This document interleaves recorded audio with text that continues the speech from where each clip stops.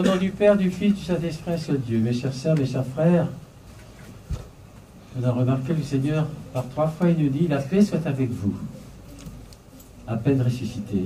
Il n'a pas dit soyez bons, il n'a pas dit ne péchez plus, mais ça suppose que si on a la paix avec soi, c'est qu'on fait des efforts pour ne pas pécher et aussi pour être meilleur.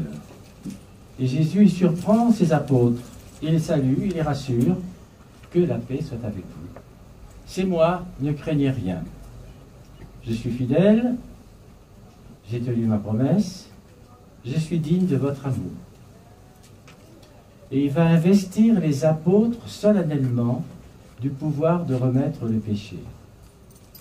Comme mon Père m'a envoyé, à mon tour moi-même je vous envoie, dit-il. Et il répandit sur eux son souffle et ajouta, recevez le Saint-Esprit.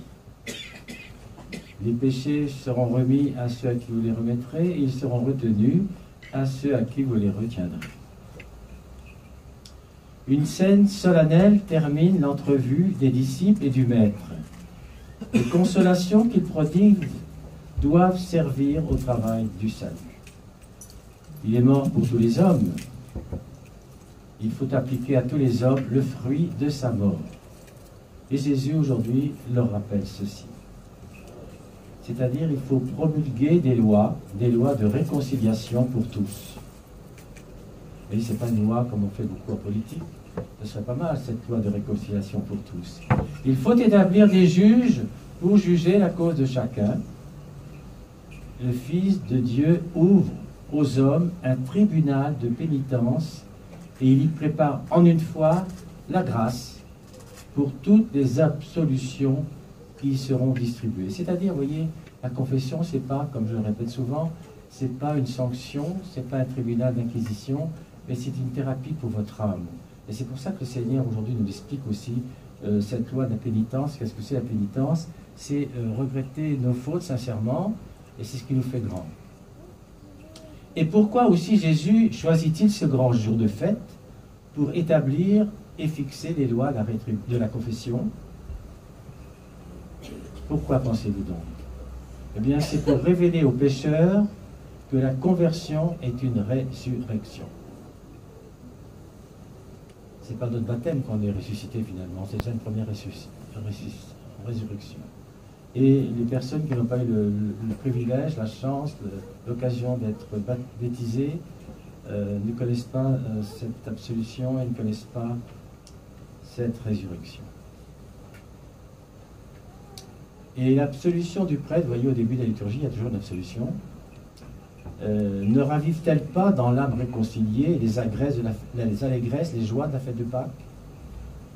Alors aujourd'hui, témoignons à notre Maître toute notre reconnaissance. On va admirer sa sagesse une fois de plus, on va adorer sa bonté. C'est de vous qu'il s'agit, c'est de nous tous. C'est pour nous absoudre qu'il investit les siens de ses pouvoirs divins.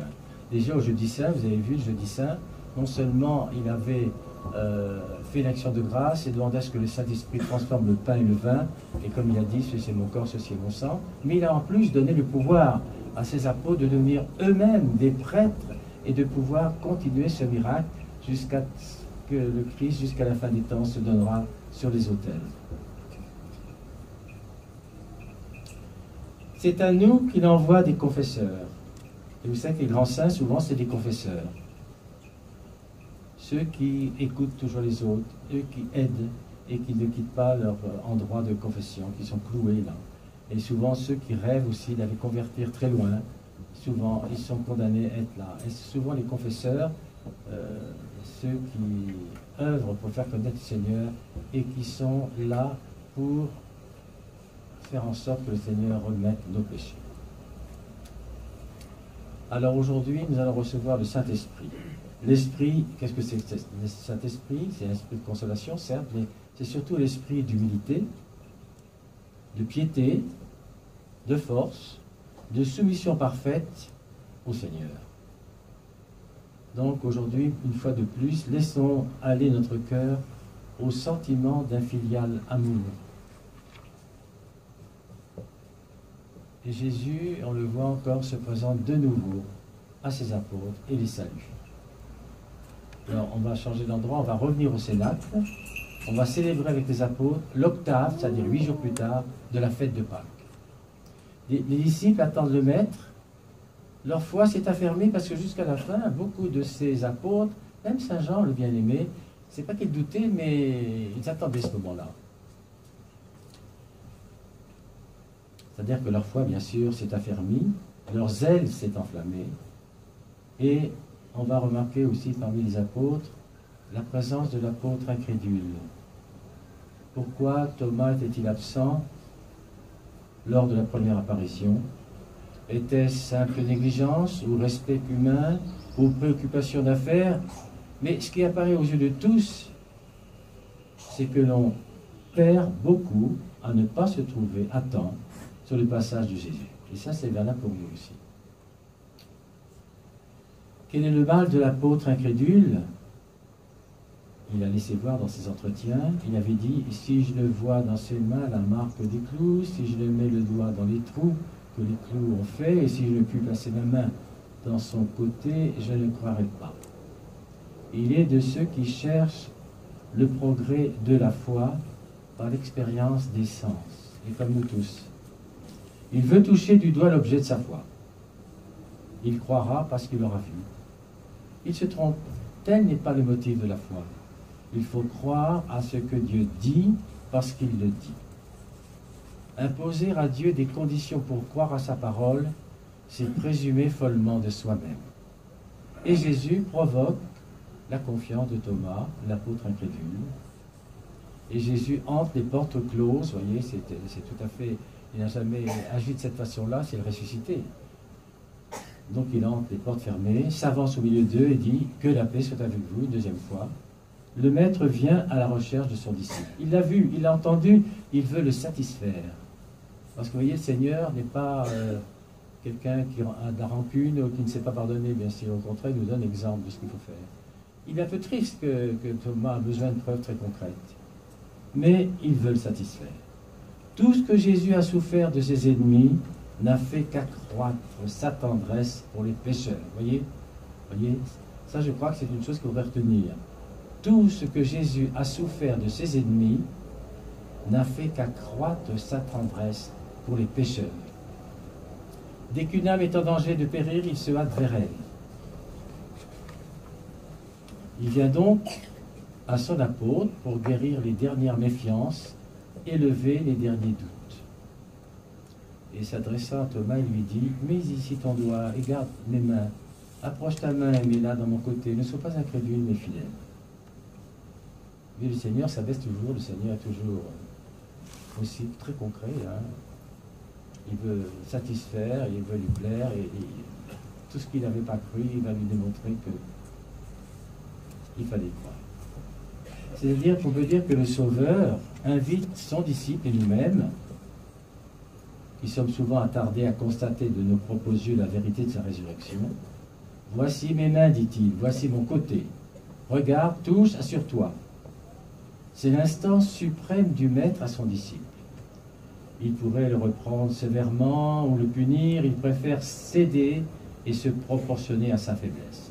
C'est ce que nous devrions faire nous-mêmes. Je suis celui que tu as vu attaché à la croix et dont on a percé le côté avec la lance. Je suis celui qui te consolait au Cénacle et que tu accompagnais si vaillamment au tombeau de Lazare, vous vous souvenez? Reconnais-moi pour tel et tu partageras la paix et les joies que j'ai versées dans l'âme de tes frères. Et bien sûr, ce sont des paroles bouleversantes et qui touchent même le plus incrédule, même le plus dur. Écoutez l'acte d'adhésion subite de l'apôtre converti, et Thomas répondit et lui dit, mon Seigneur et mon Dieu. C'est tout. Et c'est tout son cœur qui jaillit dans l'élan de sa foi. Mon Seigneur et mon Dieu. Alors quand tout va mal, dites souvent mon Seigneur et mon Dieu. Et quand vous priez aussi, ne soyez pas exigeant avec le Seigneur. On ne prie jamais pour demander quelque chose. On prie pour avoir la paix en soi. Si tout va mal, ça continuera peut-être à aller très mal. Mais vous allez acquérir une espèce de sérénité, une espèce de paix qui va vous permettre de supporter justement ce mal. Et finalement, vous rendre compte que le mal n'était pas si grand, que peut-être vous allez le dominer.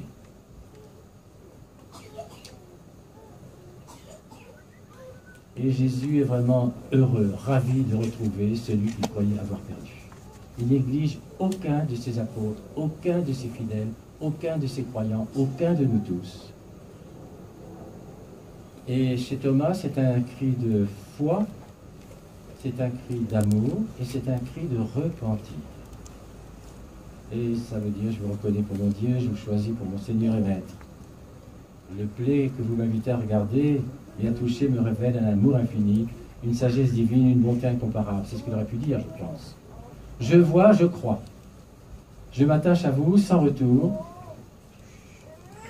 Alors nous-mêmes, unissons-nous à l'apôtre incrédule.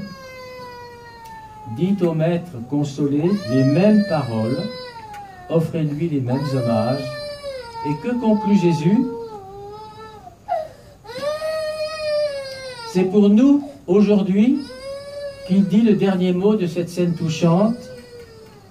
Heureux ceux qui ont vu, disiez-vous au fond de votre cœur, et Jésus reprend, heureux ceux qui n'ont pas vu et qui ont cru.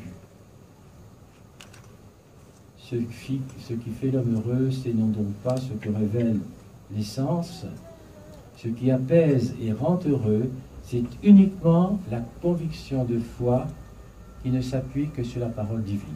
Quand on se base sur les évangiles, sur tout ce qu'on lit, et quand on est conscient avec notre foi, avec ce que l'on dit, sachez que la parole d'évangile, ce n'est pas une parole pour le dimanche ou la semaine ou je ne sais quoi, mais c'est une parole qu'il faut vivre. Je suis souvent étonné que peut-être le clergé même, peut-être certains fidèles qui connaissent l'évangile, ils le lisent comme une histoire, comme une légende, comme une belle affaire, mais non, c'est une œuvre de vie qui n'est pas facile à suivre justement, parce que le Seigneur nous prend au sérieux et il sait que nous sommes capables du meilleur comme du pire. Et quand nous avons fait le pire, eh bien, il pardonne toujours et nous sommes prêts à nouveau à nous confier et à croire sans voir. Et surtout à vivre l'Évangile, à le lire, à le ruminer, à l'avaler, j'allais dire, pour mieux l'absorber et pour que nous soyons, comme parfois quand on rencontre une moniale ou un moine, souvent, des saints qui ne font que prier, ils ne font que ça. Ils ne font que prier, évidemment, ils ont des révélations extraordinaires. Eh bien, vous les voyez, ils sont tout rayonnants, c'est comme l'évangile vivant. Alors, essayons, tentons d'être un peu des évangiles vivants pour que les non-croyants s'interrogent, soient interpellés et peut-être se convertissent. S'il n'y a pas plus de convertis, c'est notre faute à nous tous, à commencer par moi, bien sûr. Que la bénédiction du Dieu Tout-Puissant, le Père, le Fils, le Saint-Esprit, descende sur vous, il reste pour toujours. Amen.